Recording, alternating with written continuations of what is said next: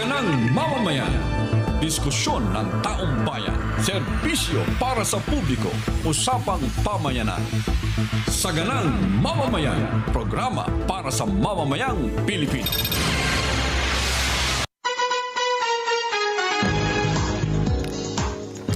Ngayon po ay Martes. Masayang Martes sa inyong lahat. Masayang Martes. Nelson? Oy, happy Tuesday, January 27, 2026. Sa mga kababayan natin, nandyan sa ibayong dagat.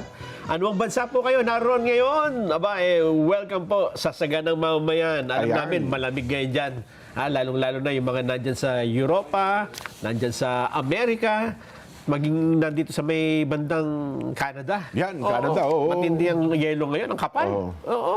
Ano daw, halos isang ruler ang kapal. Ano, merong iba, mas mataas pa raw. Ano, ha? Totoo yun. Pero batiin na rin natin ang mga taga-China, Nelson. Ay, oo. Oo, Yan ang dapat nating binabati. At ang mga Pilipino na nasa China ngayon, Oo. ay painitin natin ang inyong hapon. Naku po, napakainit na. At ang mga Filipino-Chinese na nasa bansa, Oo. mga Taipan, malalaking negosyante, Nelson. Yan. Oho. Ano kaya ang kanilang masasabi Oo. at ano kaya ang kanilang obserbasyon sa nangyayari ngayon sa ating bansa? Ngayong hapon, mga kababayan, di ba may session sa Senado? Oo, tama. Isa po sa tinilakay ang resolusyon ng mga senador na kumukondina sa China, dyan, sa Chinese Ayun. Embassy particular.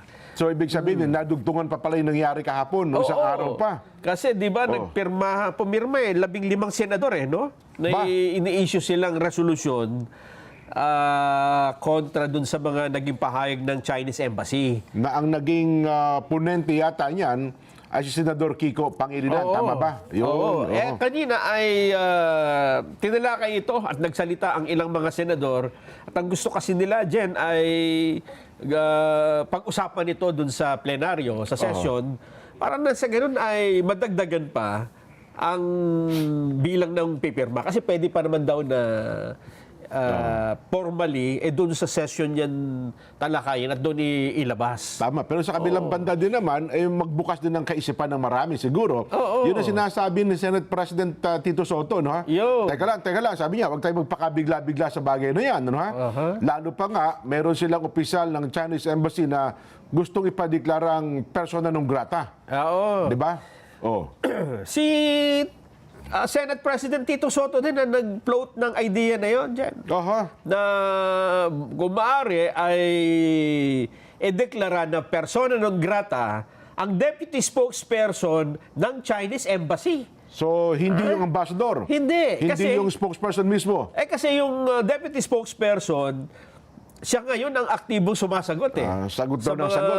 At ang latest ay ay sinagot niya yung resolusyon na inilabas ng Senado, dyan, yung 15 senador. Ito daw ay halos 30 minuto pa lamang Oo. na binabasa sa Senado, sumagot agad. Hindi, kasi matagal naman ng kahapon pa yan Sabagay, Na pinload inilabas, na kasi diba? nila. Pero formally, kanina ata nilatag sa plenaryo, di ba? Oo. Ang sabi ng Chinese Embassy sa pamamagitan ng Deputy Spokesperson Guo Wei,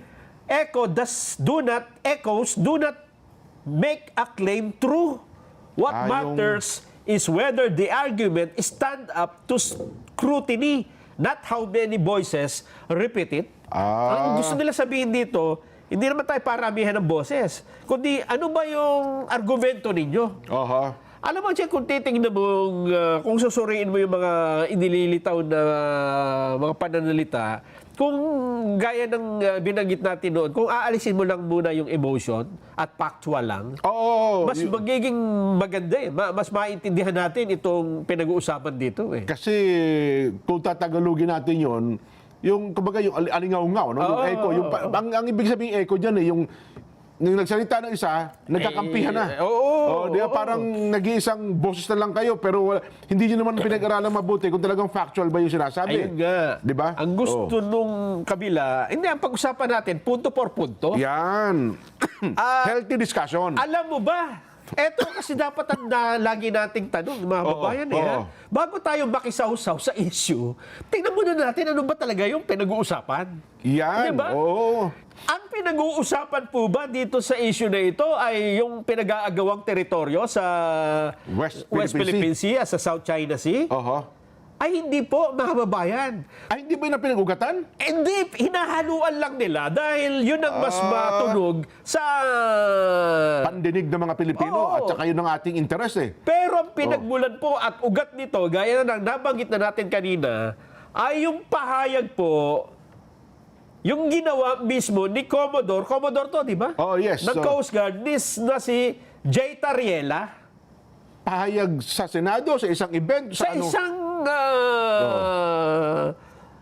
conference, sa isang speech niya, ha? Sa eskwelahan at sa isang eskwelahan Sa natin De La Salle, Ang sabi nga niya dito, Jen, nung inilabas yung 15 senator na naglabas ng resolusyon na kumukondina sa mga kritisismo ng Chinese Embassy sa mga Philippine official, ang sabi ni Jay Tariela, maraming salamat po sa ating mga kababayang miyembro ng ating Senado na piniling tindigan ang ating karapatan sa West Philippine Sea. Oh. Ang problema, hindi po yan talaga eh. Lalabuin talaga nilang issue para makakuha ng suporta. Kasi alam mo, Nelson, kung ating pagbabatayan, meron kasing tanong, dati na last year Oo. naalala ko, merong survey, kapag ka pinag-uusapan, West Philippine Sea, hindi sa pro or anti-China, kundi ang tao napakataas ng interest kung babanggitin mo ang West Philippine Sea. Yun, totoo. Yun, oho. Pero ang pinagmulan niyan, ayan pong nakikita nating picture na yan. Sa isang konferensya, Oho. ay naglabas ho kasi si Jay Tariela ng mga picture ni Chinese President Xi Jinping na ginawa niyang katatawanan, Jen. Yung Pangulo ng China? Diyan nagalit ang Chinese Embassy. Hindi dun sa agawan sa West Philippine Sea, Jen. Oho. Hindi sila umingay dahil sa protesta natin dun sa West Philippine Sea, sa pagkipag-agawan natin, kundi sa eksenang yan, dyan sa mga picture na yan, Nako. na etong nakakagalit pa sa kanila, Jen. Ha? I-deny ni Tariela na ginawa daw niya yan. Tapos may mga pictures pala. May mga video pala ata ang Chinese At ang Embassy. sabi ni Jay Tariela, hindi ko naman pinangalanan yan eh. Kayo nga nagpangalan na si Xi Jinping, hindi ko naman sinabi. Ay, sino ba yan? Ang problema dyan, may video yung... Nakuha nyo ba? May video si Chinese Embassy na ipakita yan eh. Binilang nila, ilang beses binanggit ni Jay Tariela ang pangalang Xi Jinping. Oho. Alam mo, ito, alam ko, alam din ng marami ito, Nelson, ang presidente ng China, hindi isang sabi na, meron silang mataas na klase ng pagkilala sa kanilang presidente. Hindi lang basta presidente, Nelson, kundi, ayun ko, merong ibang tao. Ibig sabihin, mas mataas pa sa presidente ang pagkakilala nila. Hindi lamang isang tao na kinikilala nila bilang presidente. Meron pang mas mataas doon na gano'n ang pagkilala nila, Nelson. Kaya gano'n ang paggalang at pagrespeto sa kanilang presidente. Ang problema, noong sinita si Jay Tariela ng Chinese Embassy, humanap na ng kakampi, Jen. Ayun. Naghila na ng kakampi at ang sinasabi, binubuli na tayo ng China. West Philippine Sea ang issue dito. Surberenya ng Pilipinas. Hindi po surberenya ng Pilipinas ang pinag-usapan. Yun pong mga picture na yon at yung pagsisinungaling ni Jay Tariela ang problema. So para bang dating dito, parang binastos niya ang presidente ng China? Ganun na nga lumilitaw na itinanggi niya. Nagsinungaling pa siya dyan. Ganon? Kaya kung sa isang malinaw na usapan, kung ikaw ang senador, susuportahan mo ba yung isang kahit na kapwa Pilipino mo, pero nagsisinungaling eh.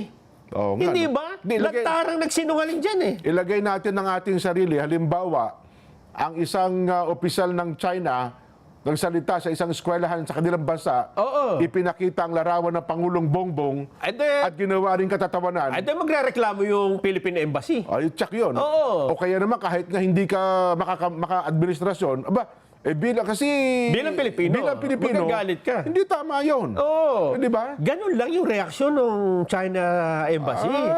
Kaya lang, itong mga, hindi ko maintindihan bakit sila ay parang bulag, Jen. Ang tingin lang nila siguro ay, eto, maganda ito, magandang eksena. Bida kami rito. Ipagtanggol natin ang soberenya, kalayaan ng Pilipinas. Palayasin natin ang embahador na yan.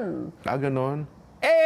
Mukha nga kayong pogi, pero kapag ka napanood ng mga kababayan yung paliwanag at nalaman nila, ay hindi ba ang pinag-uusapan diyan ay yung awayan sa teritoryo, yung agawan, yung bully? Hindi po, ang pinag-uusapan dito, ang pinagmulan nito, yun hong ikinagalit ng Chinese Embassy sa atin.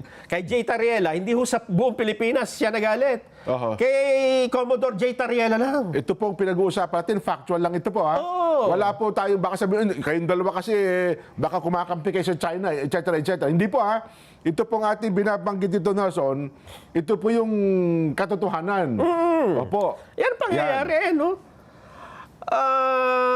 Ang nangyari, ay na nga ho, naglabas na ng kanya-kanyang mga statement, gaya na nabanggit natin kahapon, ang ilang mga senador.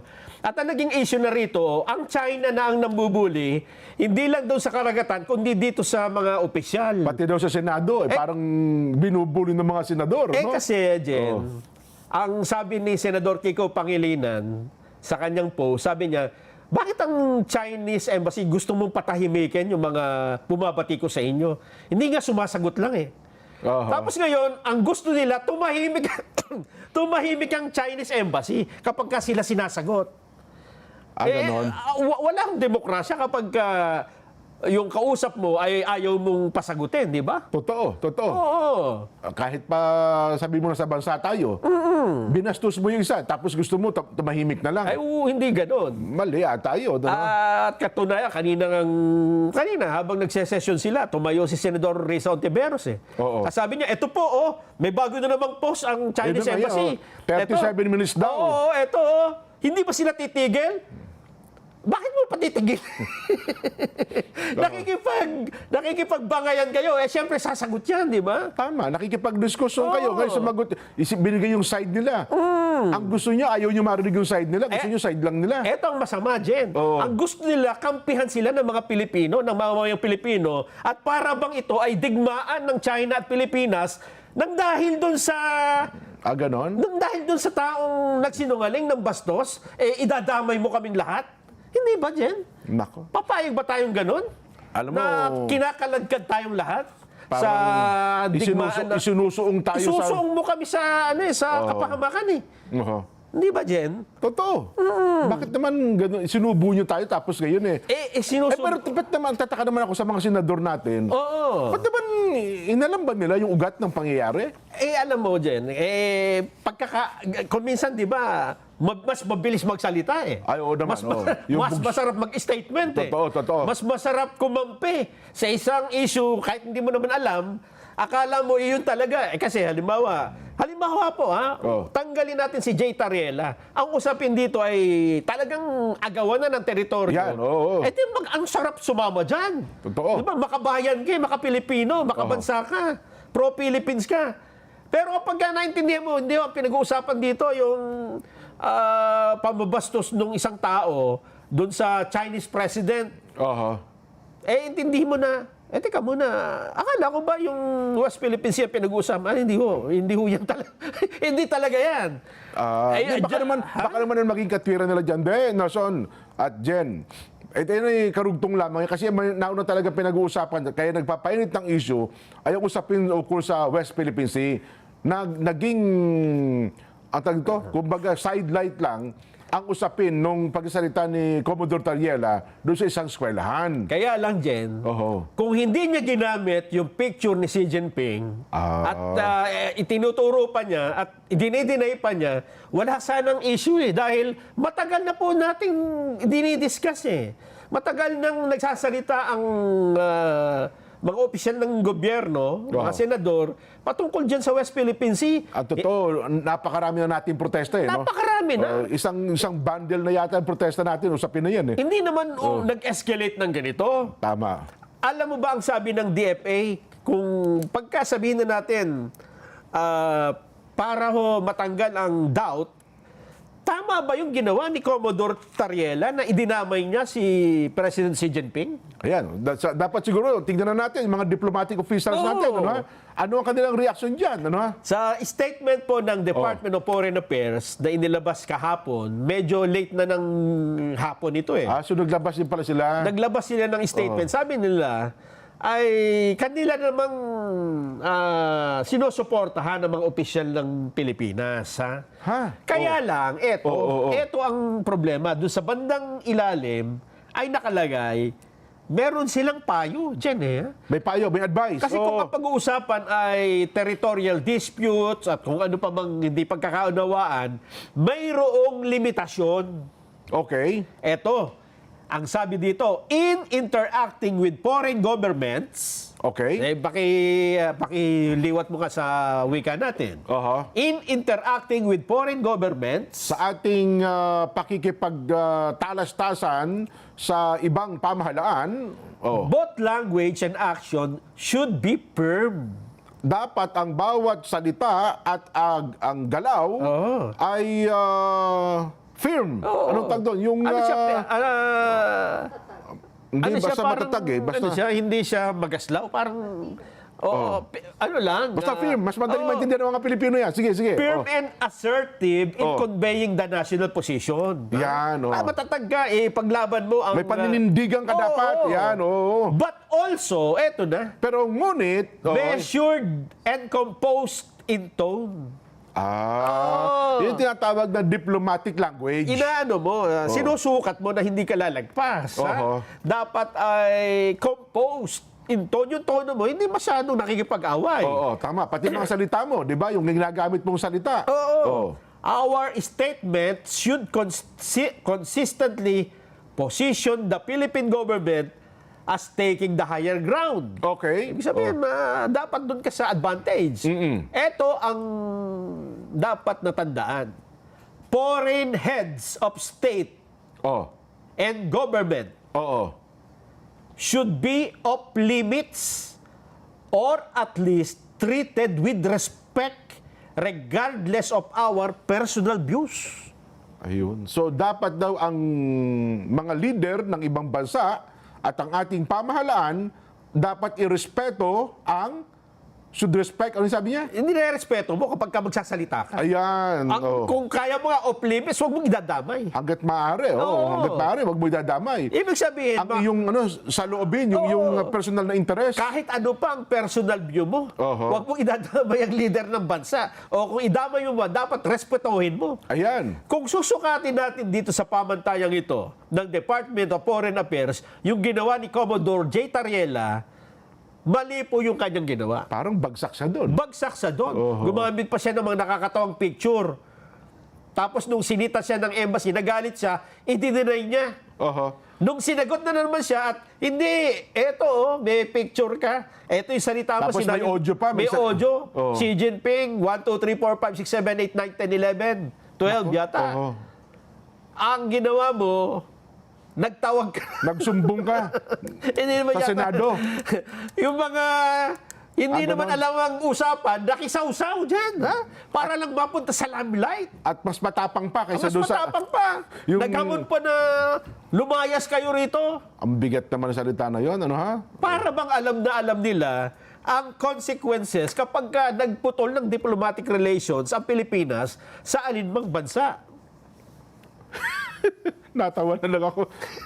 Alam kaya nila epekto na, no? Ewan ko sa kanila. Ewan ko lang po, Oo. kami po, pangkaraniwang mamamayan, Kami mga kamoting kahoy lang naman. Opo. Pero sa dami ho ng pangyayari sa bansa, mula noon pa, ang Pilipinas ay talaga pong bukas ito, mula pa sa panahon ni Magellan.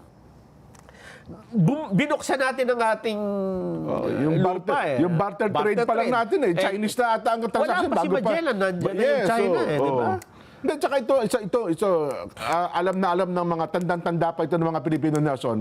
Nung nagkaroon ng Luneta hostage drama, Ayan, yan. di ba, isang halimbawa yan. Oo, yan yung panahon ni dating Pangulong Noynoy Aquino. Noynoy Aquino, oo. Na hostage po yung ilang mga Hong Kong national yan. Hong Kong national yan, Hindi oo. nga sa mainland China galing Hindi, di ba? hindi, oo. Hong Kong national, nag-tutor sila sa Intramuros Oo.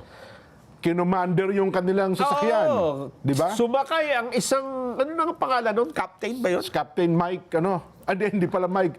Si Mike pala yung nakikipag-usap. Hello, Mike, di ba? Basta yun po. Yung captain ay nagprotesta dahil hindi makakuha ng benepisyo Oo. dahil magre-retire na eh. Oo. Pero may pending kaso sa ombudsman. Wala siyang makuhang Captain Mendoza, yun. Buti naalala po si Johnny Duredo eh. Oo. Captain Mendoza. Captain Mendoza. Di ba sinasabi niya gano'n eh? May dala siyang barel, di ba? Oo. Hijack ba yun o high-bus? Hindi, basta kinumander niya yung bus. At may mga Hong Kong national na mga napatay. Hinostage na yung boss. Hinostage, Oo. yes. Dinala niya dyan sa Luneta, sa Quirino Grandstand. Yes. Oh. Ang problema, mga kababayan, patay ang dami May pa. mga Chinese national na napatay. Oo. Yun. Mula noon, hindi na po pinapunta ng China ang mga national nila. Maintindihan mo eh. No? Nagdeklara sila ng parang... Holiday eh. Oo. Parang Bawal eh. pumunta ang mga Chinese national sa Pilipinas that time. Oo. Nagkataon, pumunta kami ni Jen sa Boracay. Siguro mga few years after. Oo. Nakausap namin yung nagtitinda ng... Mga sugpo, mga lobster, kung Sabi ano-ano. ako, kumusta po ang kalakal ninyo, trabaho? Eto po, nakaka-recover. Sabi namin, nakaka-recover? Bakit ano ba nangyari sa inyo? Natatanda niyo yung hostage drama dyan sa Quirino? Yung may mga napatay na Hong Kong national? ano kinalaman nyo? Apakalayo nyo naman doon. Yun na nga. Kasi po, ang mga customer namin dito, karamihan mga Chinese. Chinese, Sila yung malakas mga bumili ng turista, seafoods. galing Hong Kong, Hindi daw yes. tumatawad yun, Jen. Wala, Pagka sinabi mo ganitong presyo, bili ka agad. Anong nangyari? Bakit naapektuhan kayo? Apakalayo naman ng Maynila. Doon yung hostage dati. Tama. Wala na hong pumuntang turistang Chinese. Bagsak ang lahat ng kanilang kabuhayan. Biruin mo, ang kita daw niya doon, Jen, di ba? 500,000 ba per day? Oo. Sa laki ng kita niya. Sa laki ng kita. Labis na ng kanyang Totoo. negosyo. Ngayon, nagtiti sa uhuli ako rito. Pero at least, unti-unti na bumabalik. Pero several years nang nakaraan. Yes. Ang ibig sabihin natin dito, Jen, Yun, simple lang yun, ha? napakasimple, Simple. napakalayo nun. Opo. At hindi na balita yun, ha? Oho. Ganun po ang epekto ng pakikipagsigalot mo sa isang bansa na lalo na kung marami kang interest dyan sa bansa na yan. Lalo pa nga, sa ngayon, sa foreign na pumapasok sa Pilipinas, pangatlo ang Chinese nason, ha? Oo. Pangatlo, sa may pinakamaraming tourist arrival sa Pilipinas. Oo. Imagine mo yan kapag yan ang nangyari. At ngayon, ang Pilipino pala sa China ay humigit kumulang kalahating milyon. Ang dami. Kalahating milyon. Doon lang dyan sa Hong Kong di ba? Ayan, opo. Ang sabi nung isa, halimbawa, maghigpit ang Hong Kong sa mga Pilipino. Isang ano lang nila, isang probinsya, tinuturo ng probinsya. Hingan lang nila ng isang requirement dyan. No? Yes. Diba, requirement nyo, baka magkaroon kayo ng IQ na kasi taas ni... 99.9 IQ. Di uwi lahat. Yan. Hindi ang ibig natin sabihin dito ay... Tingnan muna natin kung ano yung pinaglalaban natin. Ano ang magiging repercussion? Ano magiging epekto nito? Okay sana, Jen, kung ito talaga ay labanan na ng kalayaan Yung talagang nilulusob na tayo Yun ba sinasakop ng Pilipinas? No choice ka na dyan Pero talagang... kung ipaglalaban mo, yung isa lang nagsinungaling, nabastos ng isang leader, at idadamay tayong lahat, mag-isip-isip po tayo dyan, mga babayan. Totoo. Diba? Ako nga, sabi ko nga sa iyo, Nelson, halimbawa, isang Chinese official, nagpakita ng larawan ni Pangulong Bongbong sa China at binabastos yung taba. Hindi din tayo papayag. Ang palatuntunan ito gagamitin natin para magsalita ng ano sa kanila. Totoo. Di ba? Ganun, mukhang maintindihan mo ngayon ang reaction nila. Yes. Diba? Kaya kapag kumampi ka dun sa ipagtatanggol po yung nabastos at nagsinungaling pa, magagalit din talaga yung binastos mo, di ba? Ako naman, sa ating mga mambabatas, kayo po naman ay mga honorableng tao. Dapat ang inyong pananaw ay mas malawak sana inugat ninyo ang naging dahilan. Ano ha? At magpakahinahon ho tayo, wag natin gamitin yung chamber na yan na para bagang, uy, eto na, nakakita tayo na magandang issue. Sisikat na tayo dito. Meron akong dalawang school of thought. Ha? Ano yan? School of thought na wala yata nag-aaral.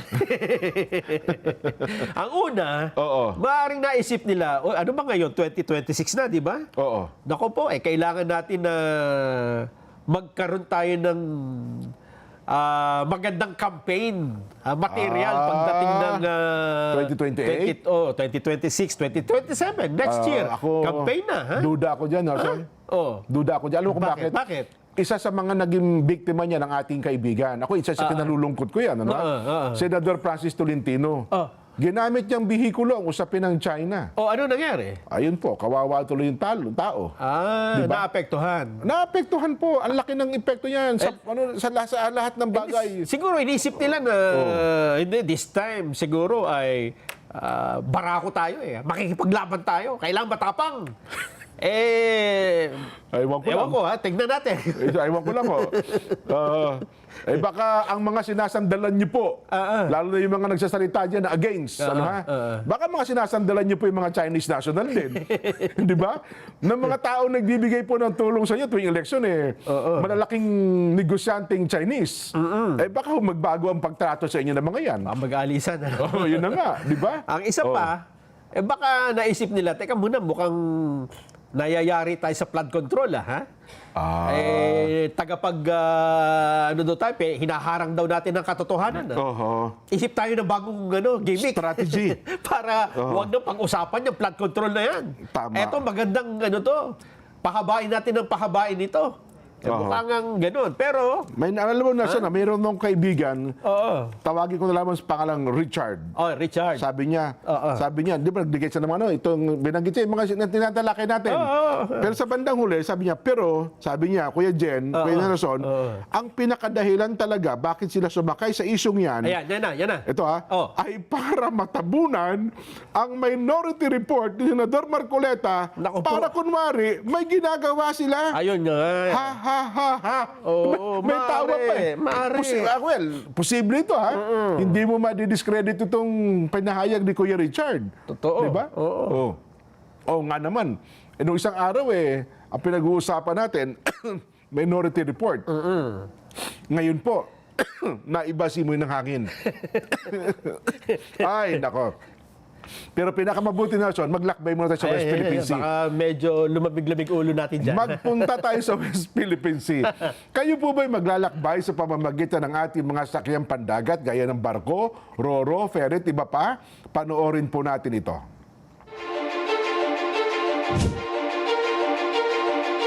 The Philippine Ports Authority, or PPA, is the nation's premier maritime agency, steering the course of progress through the archipelago's vital ports and harbors. PPA is among the strongest economic performers in Southeast Asia, according to Drury Maritime Research. This translates into bigger figures for the economy, creating a ripple effect in all sectors. PPA's mission is to provide modern, sustainable, and resilient port infrastructure and facilities to provide responsive, reliable, and efficient port services, and to promote a regulatory framework that is transparent, fair, and relevant to the needs of all stakeholders. To keep pace with the global trends and improve operational efficiency. The PPA has implemented various technological upgrades.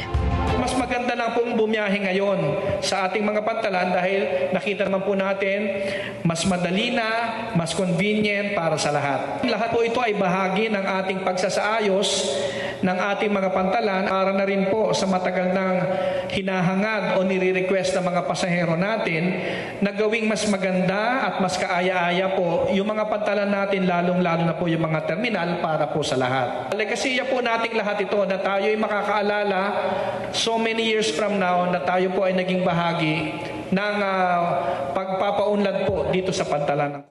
The Philippine Ports Authority stands resolute. Its mandate, vision, mission, and transformative projects, setting the course for a maritime future that resonates on a global scale. Philippine Ports Authority, linking the Philippine Islands to the world. Marami pong salamat, PPA. Magbabalik pa po ang Saganang Mamamayan.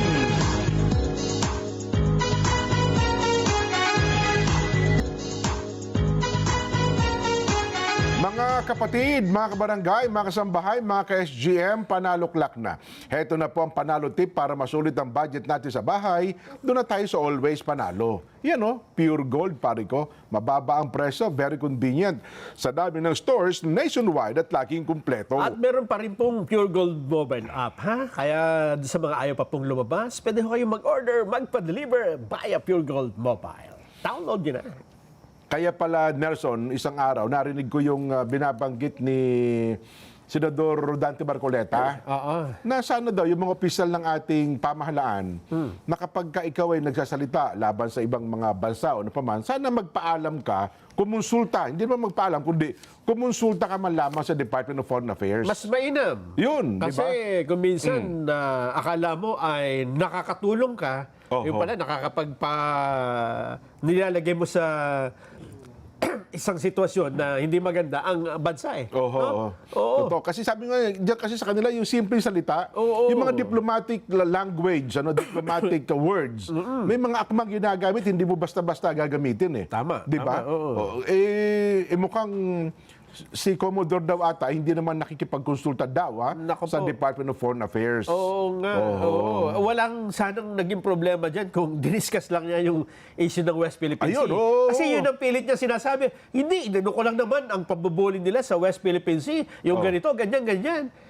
Hindi, ang ikinagalit nila, nilagay mo yung picture ni Xi Jinping na ginawa mong katatawanan. katatawanan. Oo. Tapos dininay mo na hindi naman pala yan, hindi siya yun. Kasi ang kampanya talaga ngayon, Nelson, magkaroon tayo ng malawak na kabatiran tungkol sa West Philippine Sea. Oo. Tama naman talaga Walang yun eh. problema yun. Oo. Pero gawin natin ang tama. Oo. Wala na yung mga... Ewan ko, siguro ang gusto niyang gawin doon, magpatawa eh, no? I-entertain yung audience niya. Wala. Ad hominem kasi yun. Hindi Mahuhulog ka sa dapat ganun. kumonsulta kayo sa mga entertain. Marami dami nang nagpapatawa, Nelson, na ang tawag doon na ginagamit ang ang tawag doon yung kasiraan ng isang tao, katawa-tawa ng isang tao, nasira na ngayon. Totoo. Nasirang komedyante na. Hindi maganda kasi. Yeah. Na gagamitin mo pa. Pwede namang i-discuss yung factual eh. Diba? Totoo. Seryoso yung usapan eh. Bakit ginanon mo pa At yung totoo, leader ng bansang yun? Totoo, may mga sa atin, may mga local laws tayo na hindi mo pwedeng gawin katatawa. Kahit nga may pinsalang tao, di ba? Yung siya ay person with disability, hindi mo pwedeng gawin katatawanan yun. Tama. May kaukulang parusa po yun. Ay, naku. Sabi tuloy ni Congressman Leon Reviste, Oo, sabi. nasa martial ang Pilipinas. Marcelo? Naka-martial daw ang Pilipinas. Hindi, wala pa naman tayong curfew ngayon May curfew na ba? Yan na nabanggit niya kasi napanood ko rin ito kagabi ata. Na oo. meron siyang inilabas na video. Ang sabi niya rito, kasi kailangan natin dito ng reaksyon ng Malacanang eh. Totoo. Kung talaga bang may... Pero ang ginamit niya kasi yung termino, de facto martial law. Ayun. Yan. Nasa ilalim ng de facto martial law. Yan. Hindi man deklarado pero nararamdaman. Marami ay tahimik dahil sa takot na makasuhan. Dahil nakikita na ang mga kritiko ng administrasyon ang unang sinasampahan ng kaso habang ang ibang kaalyado ay hinahayaan. Ayun. Kasi siya naglantad siya ng Totoo. katiwalian sa Congress. Di umano. Mga kapwa niya mababatas, Pero sa halip na yun ang investigan, siya ngayon na...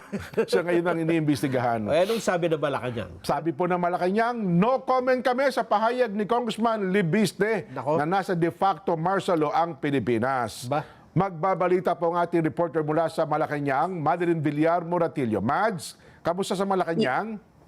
Yes, Jen at Nelson, tumagi nga magkomento ang Malacanang sa pahayag ni Congressman Leandro Leviste na nasa de facto martial law na umano ang Pilipinas. Sa kanyang social media page, sabi ni Leviste, maraming kritiko ang nananahimik na lang dahil sa takot na masampahan ng kaso. Sabi ni Leviste, hindi man deklarado ay ramdam ani ang pag-iral ng martial law. Sagot naman ni Palace Press Officer Undersecretary Claire Castro, hindi na dapat sinasagot ng palasyo ang mga ganitong klase ng maling opinyon. Sa tanong naman na baka seryosohin ng iba ang pahayag na ito ni Leviste, giit ni Castro, kahit ang mga mamamahayag na nag-cover sa Malacanang, mararamdaman naman kung totoo o hindi ang sinasabing ito ng nasabing kongresista. Balik sa inyo dyan, Jen Nelson. Salamat, Madeline Villar Moratillo. Pag sa ibang de facto, batas militar, martial law, di ba? Oo. Sabihin, may umiiral ng batas militar na parang walang deklarasyon. De facto, gano'n lang ibig sabihin. Parang ano. Bagay, tayo naman nakapagsasalita pa naman ng Malaya, no ha? Ayan lang, may nakabantay sa ating sundalo. Sundalong kanin yan eh. Akala ko totoo. Isa ito pa. Isa ito. Ayun. Hindi, kanya-kanya opinion yan eh. Ha? Tama. Pero sa tingin ko, okay pa naman. Ha? Ayos pa naman tayo. Totoo. Doon lang siguro sa mga nagbubulga. Ang totoo, dami pa nga rin ako nga, sabi ko nga sa'yo, Nelson, nangangamba nga ako ngayon. Kasi marami na naman mga petty crime sa karsada. Nakakatakot na naman ngayon, nagbalikan po yung mga snatcher, yung nangaagaw ng cellphone, yun bang, ang tagyo, yung nangahablot ng mga kwintas. Oo. Dati nangawala na yan eh. Yes. Oo. Tsaka yung yung di ba, ngayon mga rider, yung ride-hailing app, di ba yung kanilang mga relo, yung cellphone, nandun sa tapat. Ngayon, hindi na nila ulit magawa yun, Nelson. Naku po. Baka daw mahablot na naman yung cellphone nila, delikado. Naku po. Ingat tayo. Yan po. Tapos sunod-sunod pa yung mga nangyaring pananambang. Di ba? Hindi na baril ang ginagamit. RPG na. RPG na. Hindi, Mantakin mo yan, ngayon daw, ang dami nagbilihan ng sasakyan ni Mayor. Yung bulletproof. Bulletproof, maganda pa Dahil hindi yung tinatablan ng RPG. Kahit RPG Ang hindi nila alam, mahina klase ng RPG yung ginamit. Oo. Wag din mo kayo kasiguro. Mahinang klase. Please pala, sa ilalim pala tumama yung Saka parang napakagaan yata eh. Oo nga. Ano ata yun? Boga yung ginamit, hindi RPG. Boga daw eh. Improvise. Pero anyway, nakakapangamba talaga. No, ha? Ayan. Ano pa ba? So tuloy natin. Katulad nito, Jen, sana hindi na ito dinadagdagan eh. Di ba, niligtas ng Chinese Coast Guard yung mga Pilipino crew? Oo, tama. Meron pang fisherman, di ba? Ang ganda nga ng larawan. May video pa. Niyayakap yung mga Chinese. Di ba? Ang problema, nagsalita pa yung... dapat wala nang salitang ganito eh, no? Yung AFP spokesperson for the West Philippine Sea, Rear Admiral Roy Vincent Trinidad. Ganon? Ang sabi niya, tama naman na ina-acknowledge natin na tumulong ang Chinese Coast Guard. Oo. What we don't like is, may ganun pa eh. Dapat sana wala ng side comment eh, no? Nagpasalamat ka na lang naman eh. Oo. Ano pa sabi niya? What we don't like is we don't have to give a spin to this or overemphasize, especially if the ship or nationality that conducted the rescue has a record of coercive and aggressive actions against the very fishermen that they have rescued. So it would leave a bad taste in the mouth. The intent would come into question. Ganon? Parang binigyan mo pa ng, ng Malaysia, yung pagliligtas. Commodore Trinidad, hindi kasi nabingit sa kamatayan ng buhay mo. Ayun ang problema. Di ba? Kung ikaw ang nabingit sa kamatayan at ikaw nakalagay doon sa mga mangingisda na yon, Masasabi mo kaya yan? baka pati paanong tao hinahalikan mo. Yun nga. Di ba? Oo. Huwag naman Sana ganon. wala ng mga side comment na ganito. Oo. Hindi mo makakatulong eh. Tama. Minsan na nga lang, halimbawa dyan, kaaway mo na nga, di ba? Oo. Nagkaaway mo, tapos binigyan ka ng tinapay. Yan Yan ang kasabihan Pilipino, di ba? May ganun pa eh, di ba? Binato ka ng bato, batuhin mo ng tinapay. Oo. Yung mag-side comment na ganito, tapos may mainit na issue ngayon, Oo. ano gusto nyong mangyari? Di ba? Dinadagdagan pa natin. Nadagdagan nyo pa, okay na nga eh. Oo. Di ba? Dapat kung nagpasalamat ka na, Commodore, anong pangalan ng Roy Vincent Trinidad? Admiral. Roy Vincent Trinidad. Oo. Kasi baka mamaya may nangyari uling ganyan. Nandun yung Chinese Coast Guard sa paligid. Hindi na Di ba? Eh, lumayo, di ba? Oo. Tapos ikaw pala yan. O yan, kita mo yung larawan na yan. Oo. Ang pakahirap niyan. Oh. Hindi mo sasabing ini-spin pa yan o ino-overemphasize. Totoo. Diba? Kaya nga sabi ko, kung halimbawa si Admiral Trinidad ang nabingit sa kamatayan ng tagpo na yan, baka pati paanong mga nagligtas sa kanya, hinahalik-halikan At totoo siguro yan, sa pagpapasalamat lang. Meron diyang isa na ganun halos ang ginawa. Sa tuwa niya, nakaligtas sila. Kasi dyan po, dalawa ata namatay dyan, di ba? Dalawa sa kasamahan nila ang namatay. Hinahanap pa yung kapitan. Hanggang ngayon. Sana, Jen, pagka may mga ganyang magagandang balita, on both sides, wala na mga side comment, di ba? Ano bang gusto nyo mangyari? Gusto nyo ba talagang magalit sa atin na magalit, yung mga kapitbahay natin, di ba? Gusto ba talaga nila makipag-away? Ganun ba ibig sabihin? Sige nga, kayong dalawa nga ni Commodore at saka ni Admiral. Lumusob nga kayong dalawa. Kung kaya nyo. Oo nga. Di ba? Kayong dalawa na lang muna, di ba? Limbawa. Mainit ang ulo nyo eh. Ano kayo eh? Di ba? Yan ang sinasabi natin eh.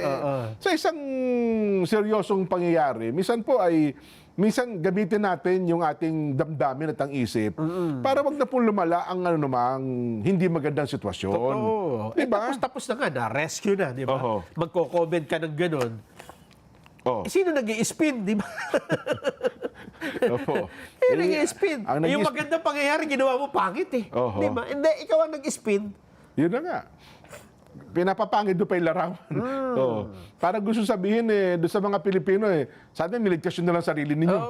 Di ba? O kaya, wag tayo magpasano niya. Walang ano yan. Ibig sabihin ba, pag nililigtas ka ng Chinese sa bansa, sa katubigan, wag nyo kami ligtas, mga Chinese kayo. Ayaw kami, hindi kami lalapit sa inyo. Ganun ba gusto Kalaban ninyo? namin kayo. Inaagaw yung bansa namin, wag nyo kami tulungan. Di ba? Maling-mali naman. Dapat wala na side comment. Yan na nga. Tapos na yun eh. Sige.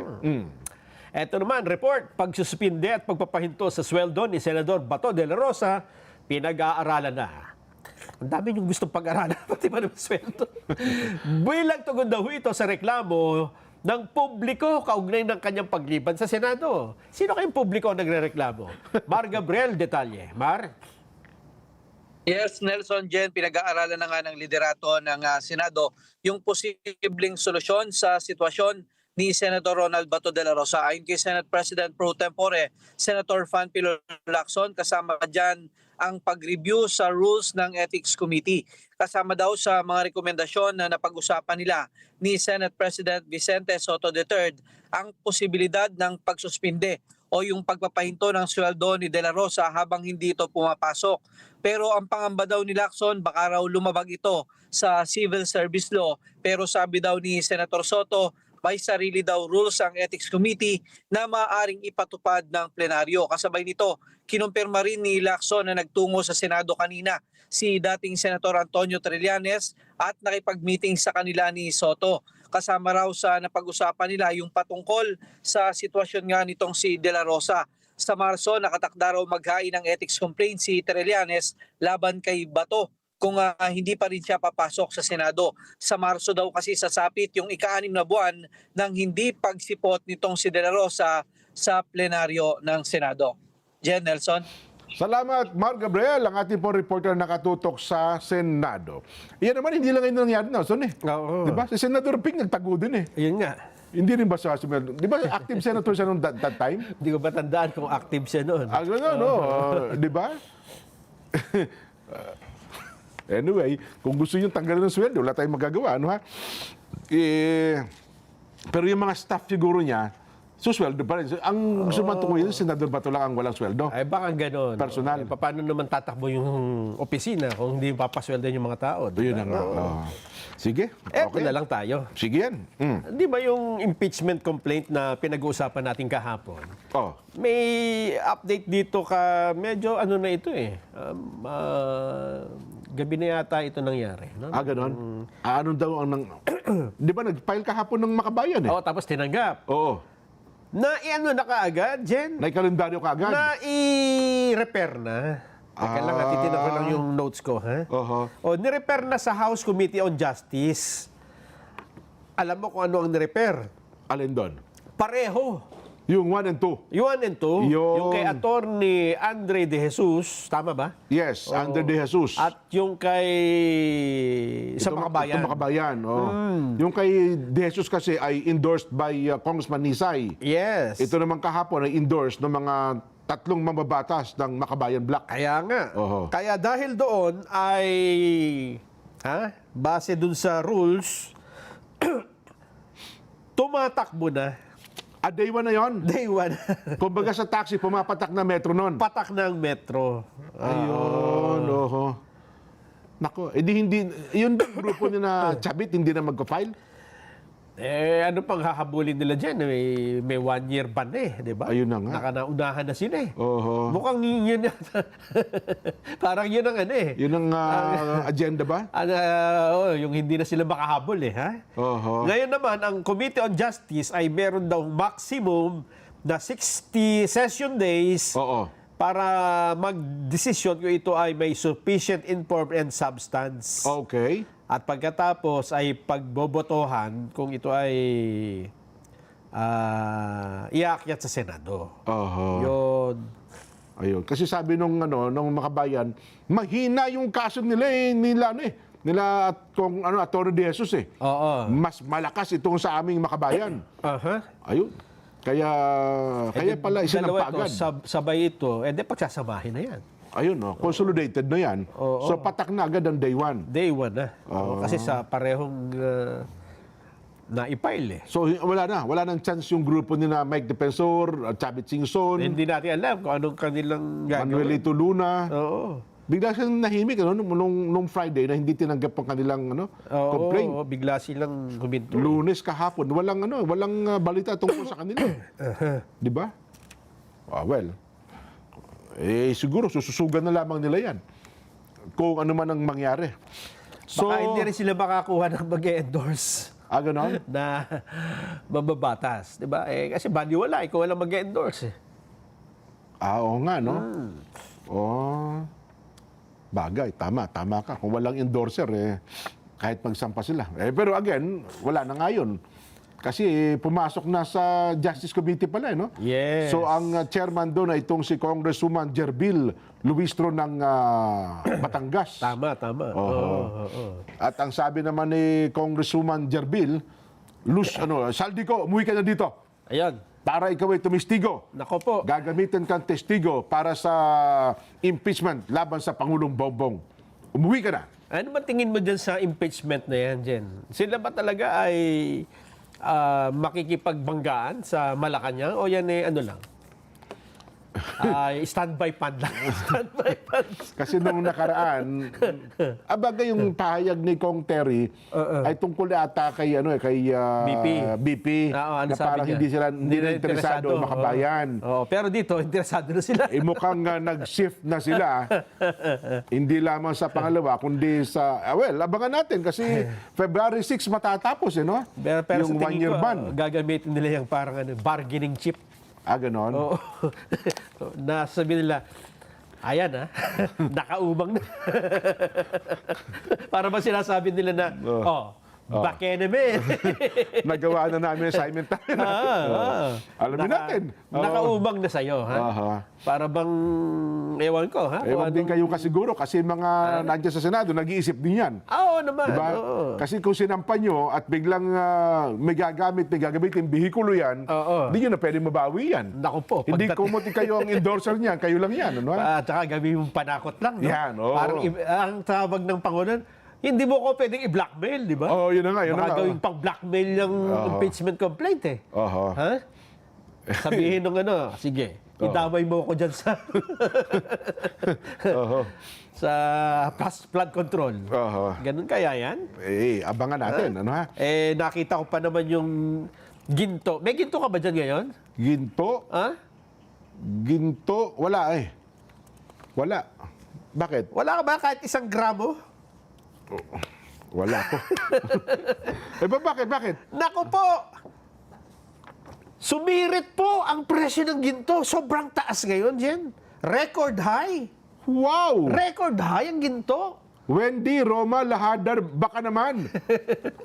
Mayaman ka na. Wendy, mayaman ka na, Mare. Alam mo ba Oh. na ang record high daw ng ginto, $5,000 kada troy ounce noong nakarang taon, 2025. Oh. Troy ounce pa ng tawag dito. Ano? $5,000. Eh di mga ano kung sa 59 tayo, di ba nga 5,900? Oo.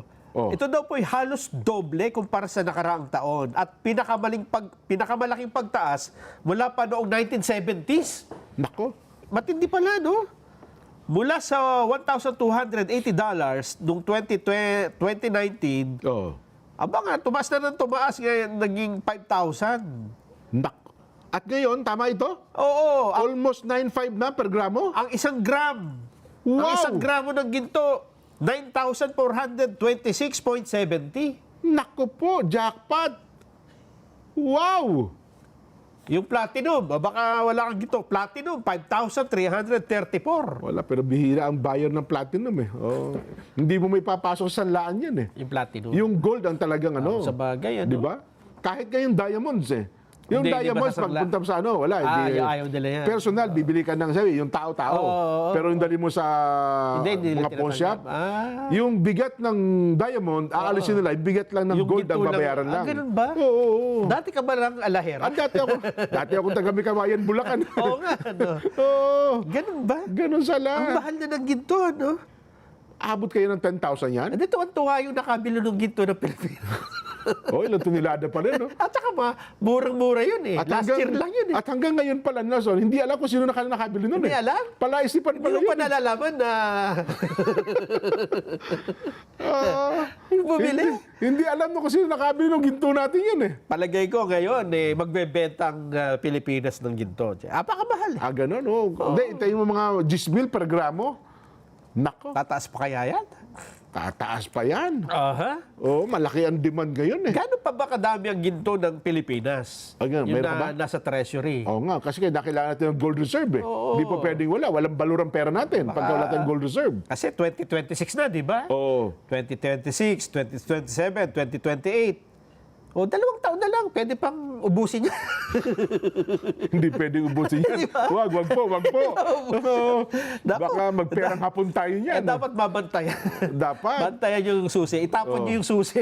Yan. Baka pag tangin natin wala nang lahat ng ginto. Para mo nang nakinig-kinita, Nelson, Oo. ang mga taga riyan sa Pantukan, adyan sa mga bulubundukin lugar na mayaman sa ginto, Oo naku, nga, inspirado ngayon yan. Pagkuha. Oo. Ano kasi doon sa mga binahan, ano? Yes, lalo kahit naman panganib na lugar, mo may mga mapanganib eh. Pero yung 1 gramo, gaano ba kadami yun? Wala, halos maliit pa sa mata ng ano yan, yung munggo. Isang ganun gramo na? Yes. Grabe. Mabigat kasi yan eh. Pero iba lang kasi, binabalo ng tingga. Pero kasi pinapapinga. sinusunog yan eh, tinutorch eh. Nako. Para matanggal yung tingga, yung lead. Oo. Oho. Apakamahal na pala ng ginto Ayan na ngayon. nga. Kaya nga sabi siya, yayaman na si Wendy Romalahada. Yung maraming ginto? Maraming ginto yan. Wow. Pero tayo po, magpabakuna tayo. Sapagkat libre po ang bakuna sa LGU Health Centers at DOH bukas at napatunayang ligtas at epektibo para hindi po maospital at maiwasan na nakamamatay na sakit. Tandaan, mas mahal magkasakit kaysa magpabakuna. Protektahan ang sarili at pamilya. Panoorin po natin ang palalan ng DOH tungkol dito. Proteksyon ng mga bata kontra tigdas, polio, tetanus, Hep B at iba pa. Kaya magpabakuna. Ang mga buntis magiging ligtas sa banta ng tetano at diphtheria. Kaya magpabakuna. Ang mga lolo at lola malalabanan ng flu at pulmonya. Kaya magpabakuna. Ang bakuna ay ligtas at epektibo. Kumonsulta sa inyong healthcare worker. Kaya magpabakuna dahil bawat buhay mahalaga. Proteksyon ng mga bata kontra tigdas, polio, tetanus, Hep B at iba pa. Kaya magpabakuna. Ang mga buntis magiging ligtas sa banta ng tetano at diphtheria. Kaya magpabakuna. Ang mga lolo at lola malalabanan ng flu at pulmonya. Kaya magpabakuna. Ang bakuna ay ligtas at epektibo. Kumonsulta sa inyong healthcare worker. Kaya magpabakuna dahil bawat buhay mahalaga. Salamat po ng marami, DOH. Magbabalik pa po ang Saganang Mamamayan.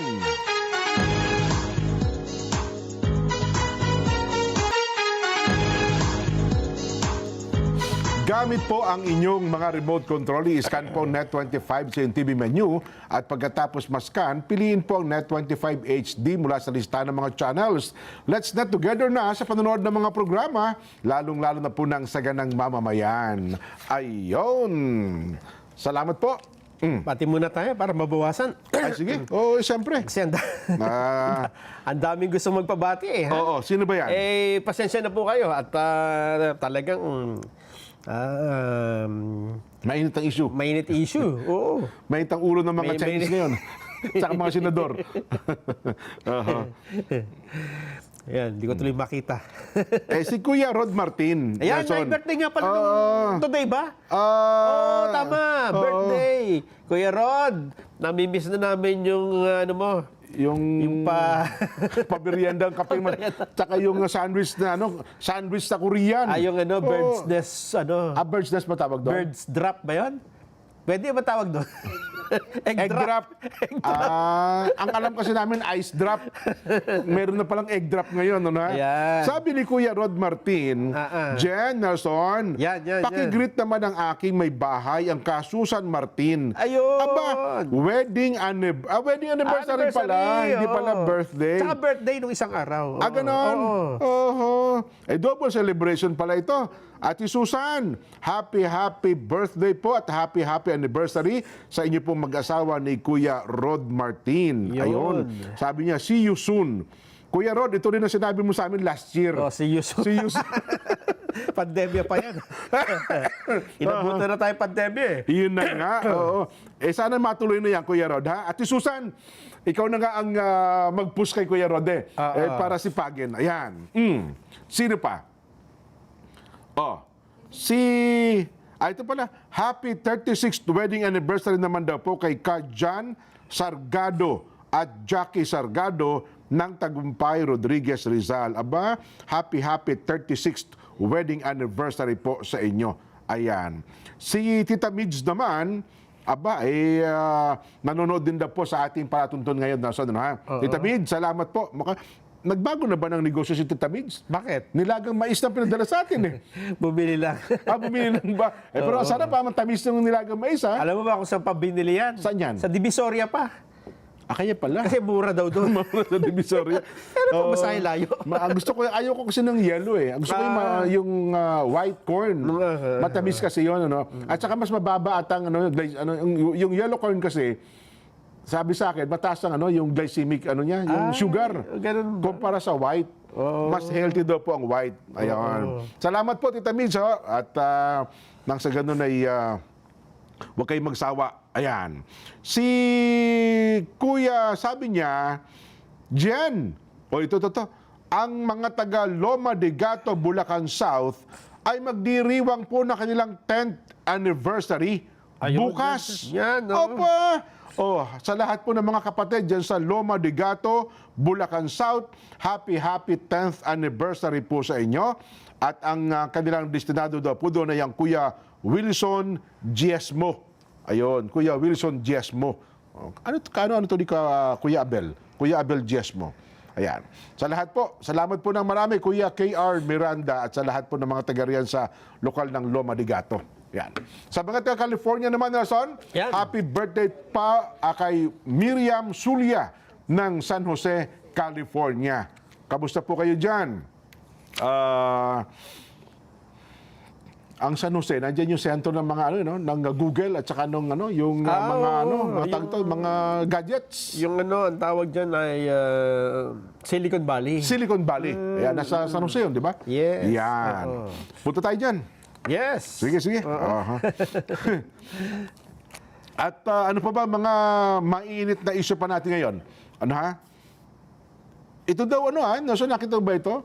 Para patunayang seryoso talaga ang dalawang malaking pamilyang politiko Yes. na sila ay susuporta sa anti-dynasty bill Aba, Di ba? oo. Alam mo ba yung dalawang Aling pamilya sinasabi ko? Pamilya yan. Ang pamilya po ni Speaker Bogie D Oh. ng Isabela, alam mo naman dyan, Oo. halos D ang mga nakaupo. Tama, tama. Ang pamilya po ng Pangulong Bongbong Marcos, Suportado nila. suportado po nila ito pong anti-dynasty bill. E di pagka pumasa yan, hindi na sila magiging politiko. Tanggal na sila sa posisyon. Isa lang, mamimili sila ng isa. Dapat lang isa lang matitira. Parang isa lang ang mapupwesto, napupwede. Kung sa bagay, wala na si...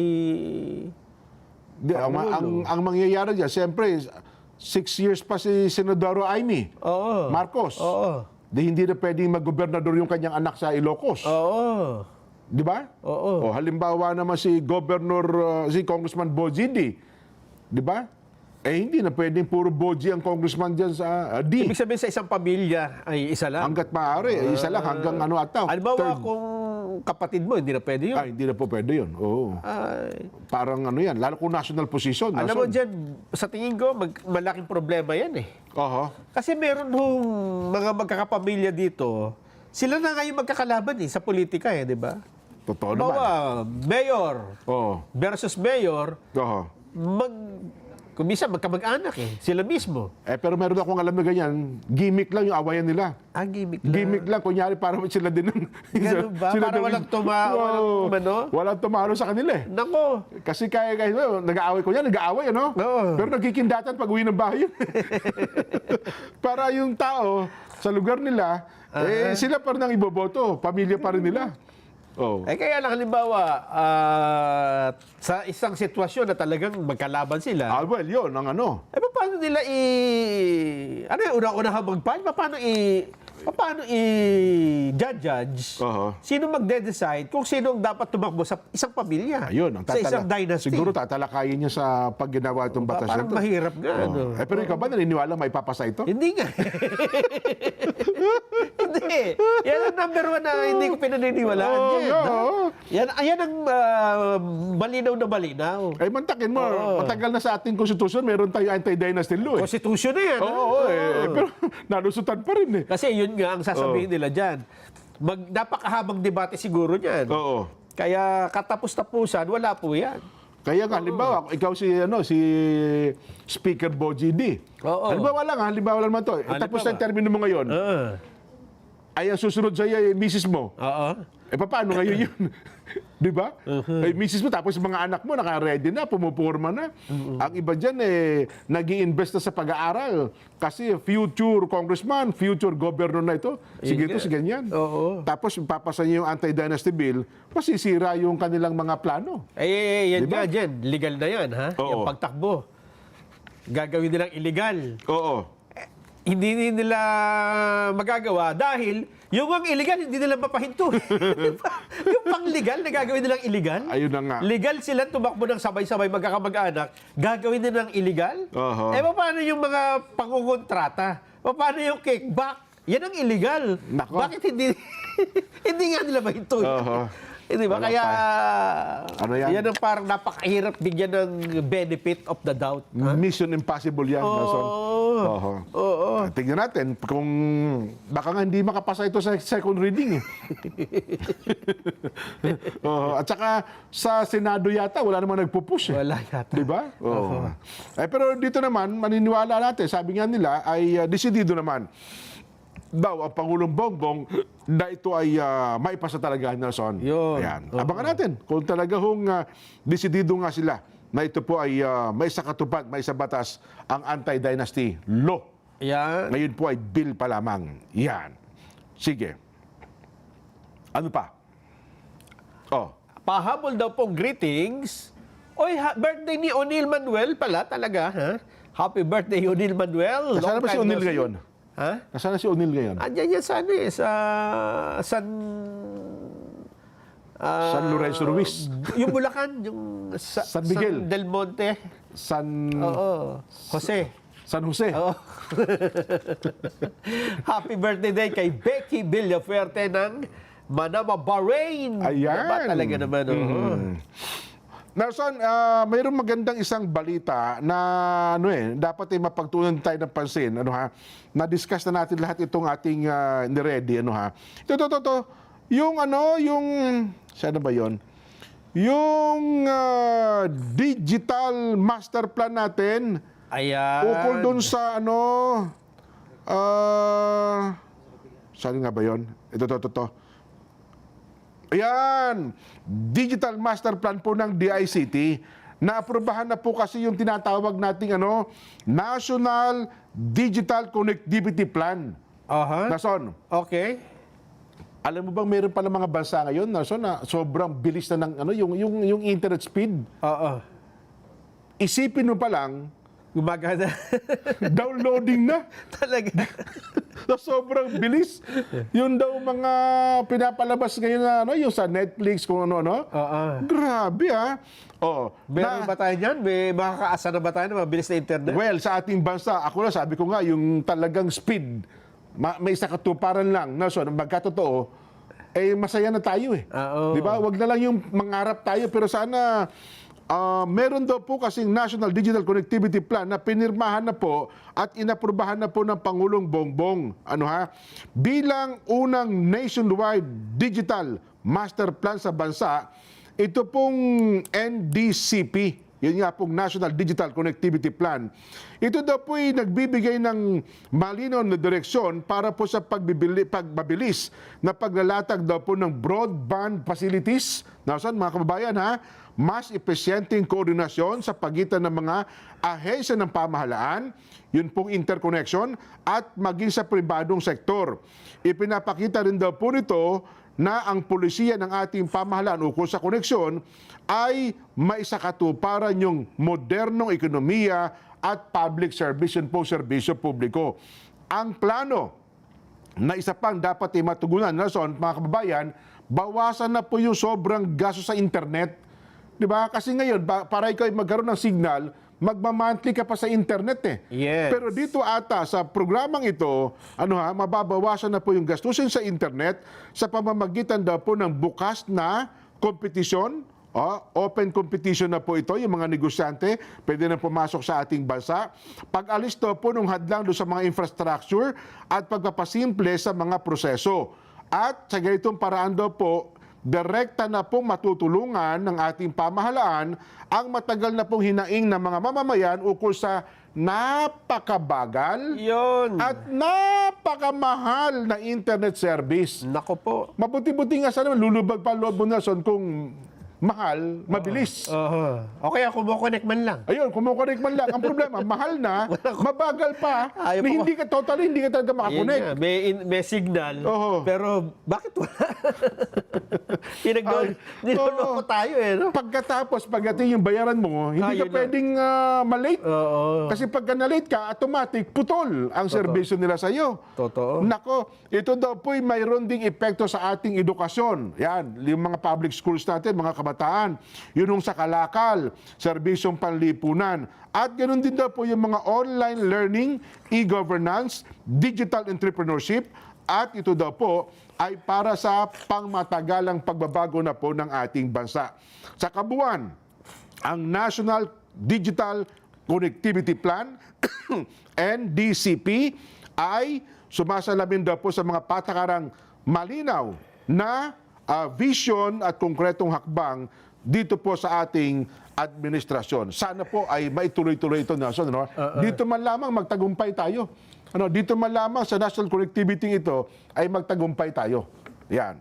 At sa lahat ng sektor ng ating lipunan, ay mapakinabangan po itong bagay na ito. Kasi marami pa rin probinsya sa ating bansa, sabi, ano ba yung internet? Ano ba yung connectivity na yan? Nako po. Kaya tuloy, yun hong pag-aaral ng mga bata at mga estudyante, huling-huli din sila. Yes. Kasi tanggapin po natin ang katotohanan, ito na po ang talagang pundasyon ng mga sa maraming bagay sa kasalukuyan. Hindi na natin maiwasan. Hindi na po talaga maiwasan. Sabi nga nila, wala pong backward technology. Ay, puro forward talaga yan. At ang bilis. Hindi lang basta forward, super bilis. Yun lang AI, kahapon tinatalakay natin.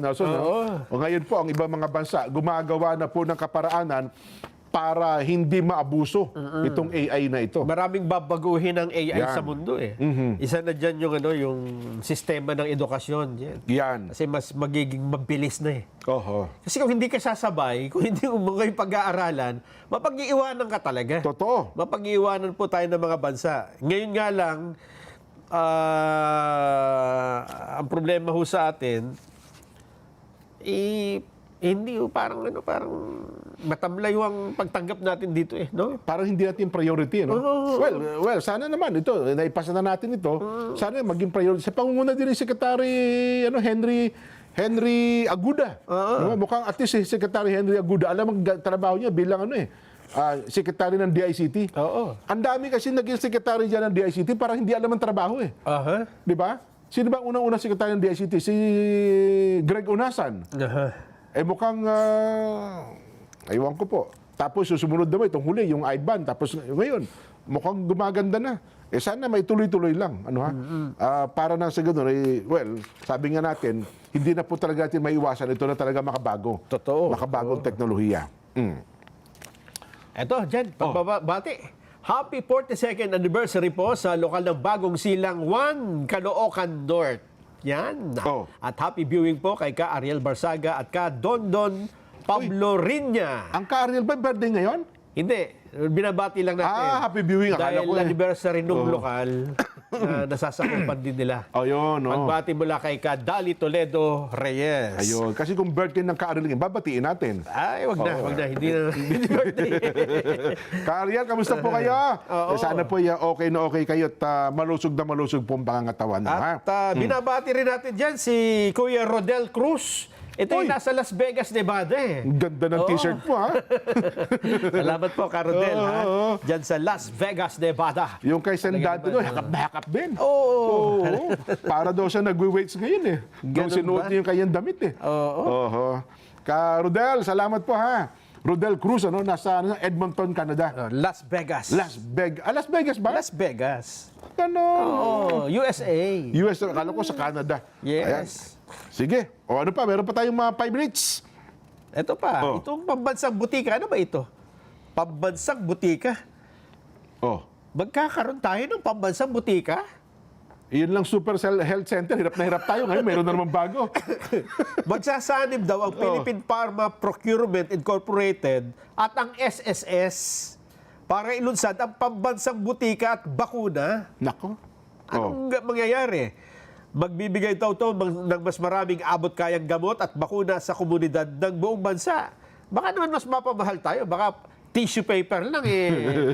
Ilang bilyon na? 3 bilyon. Kakanta-kanta ka ng ikaw at ang SSS.